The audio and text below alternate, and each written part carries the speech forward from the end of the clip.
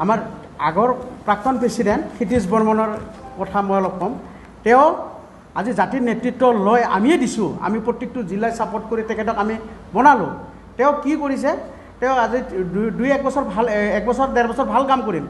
তেওঁ আজি কিছুদিন আগৰ পৰা মানে কাৰ চক্ৰান্তত পৰি তেখেত ক্ষিতিশ বৰ্মনে খালি কেএচিত মাথা মাৰি আছে।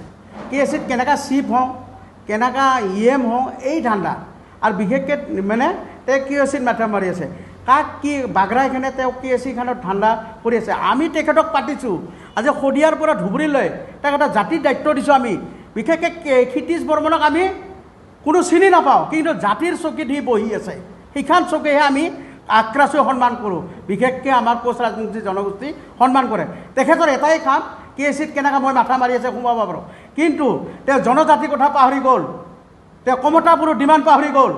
সেই নেতৃত্ব লৈ আমি তাক বঙাইগাঁৱত আমি তাক দায়িত্ব দিছিলোঁ, কিন্তু দায়িত্বটো আজি তেওঁ 2 বছৰ পাৰ হৈ আজি 3 বছৰ ভৰি গ'ল। তেওঁ 7 বাৰ মিটিং কেঞ্চেল কৰিছে আমাৰ। আৰু সেই মানুহজনক আমি কেতিয়াও মানে আমি তাক আমি নিবিচাৰোঁ। এইখিনিয়ে কৈ মই অনুৰোধ কৰিছে। তেওঁ 2 বছৰ কাৰ্যকাল হৈ যোৱাৰ পিছতো আমি বাৰে বাৰে তেওঁক অনুৰোধ কৰিছোঁ, কাৰণ কেলৈ জনজাতিকৰণ, পৃথক কমতাপুৰ ৰাজ্য আৰু কোচ ৰাজবংশীসকলৰ বিভিন্ন সমস্যা সমাধানৰ কাৰণে আজি আমাৰ নিষ্ক্ৰিয় হৈ গৈছে জিলা সমিতিবিলাক তেওঁলোকৰ নেতৃত্বৰ কাৰণে। আজি সেই নেতৃত্বৰ আমি যিখিনি আমাৰ জনসাধাৰণে সদায় আমাক সুধি থাকে, কি হৈছে কি নাই হোৱা, জনজাতিকৰণ কেতিয়া হ'ব, কি হ'ব কি নহ'ব, এইবিলাকৰ ওপৰত আমি ৰাইজৰ আগত আমি জবাব দিব নোৱাৰা হৈছোঁ। গতিকে তেওঁক আমি অনুৰোধ কৰোঁ, তেওঁ আমাক আজিলৈকে একো ৰিপ্লাই নিদিয়ে, কোনো নকয়, নিজৰ খেয়াল খুচি মতে আজি কৰি আছে। আৰু সেই খেয়াল খুচি মতে আজি আমাক কিবা এটা যদি ক'বলৈ যায়, তেনেকুৱা কাৰোবাক ভাবুকি দিয়ে যে এনেকুৱা ধৰণৰ আমি বহিষ্কাৰ কৰিম, নহ'লে অব্যাহতি দিম, তেনেকুৱা ধৰণৰ 2-এজনৰ হৈছে।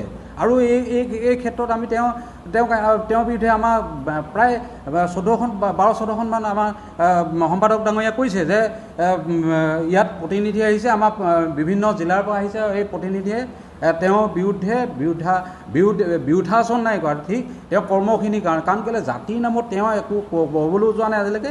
তেওঁ জাতিৰ হৈ যদি তেওঁ হৈছে অভিভাৱক হৈ পেলাই তেওঁ অভিভাৱকৰ দায়িত্ব পালন কৰা নাই।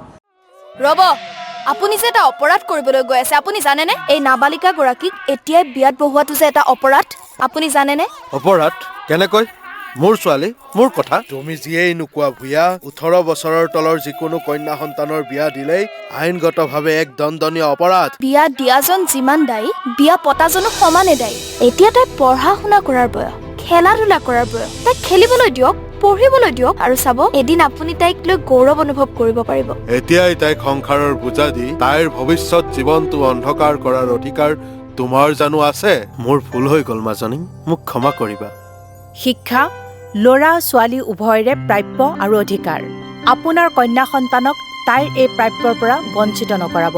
বাল্য বিবাহ ভাৰতীয় আইনৰ দ্বাৰা বিহিত এক দণ্ডনীয় অপৰাধ। এনে অপৰাধ কৰি আপোনাৰ কন্যা সন্তানৰ ভৱিষ্যত অন্ধকাৰৰ মাজলৈ ঠেলি নিদিব।